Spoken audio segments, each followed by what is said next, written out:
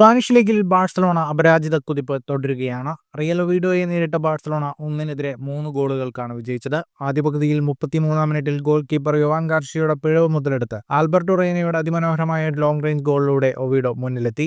ആദ്യ പകുതിയിൽ ഒവിഡോ ലീഡ് നിലനിർത്തി. രണ്ടാം പകുതിയിൽ മികച്ച മാറ്റങ്ങളിലൂടെ ഹാൻസി ഫ്ലിക്കിന്റെ ടീം ശക്തമായി തിരിച്ചുവന്നു. 56-ാം മിനിറ്റിൽ എറിക് ഗാർഷ്യ ബാഴ്സലോണയ്ക്കായി സമനില ഗോൾ നേടി. തുടർന്ന് പകരക്കാരനായി ഇറങ്ങിയ റോബർട്ട് ലെവൻഡോസ്കി 70-ാം മിനിറ്റിൽ നേടിയ ഗോൾ ബാഴ്സലോണയ്ക്ക് ലീഡ് നൽകി. 88-ാം മിനിറ്റിൽ റൊണാൾഡോ അറൗഹോ ബാഴ്സയുടെ 3-ാം ഗോളും നേടി വിജയമുറപ്പിക്കുകയായിരുന്നു.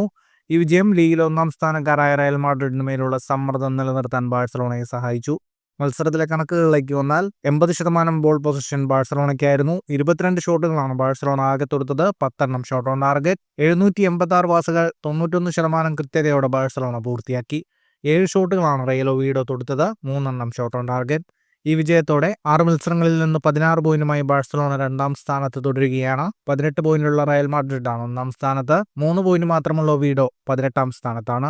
ലാലിഗയിൽ റയൽ സോസിഡാഡിനെതിരായാണ് ബാഴ്സലോണയുടെ അടുത്ത മത്സരം. ഫുട്ബോൾ ലോകത്തെ കൂടുതൽ വാർത്തകൾക്കും വിശേഷങ്ങൾക്കുമായി സ്പോർട്സ് കഫേ സബ്സ്ക്രൈബ് ചെയ്യുക.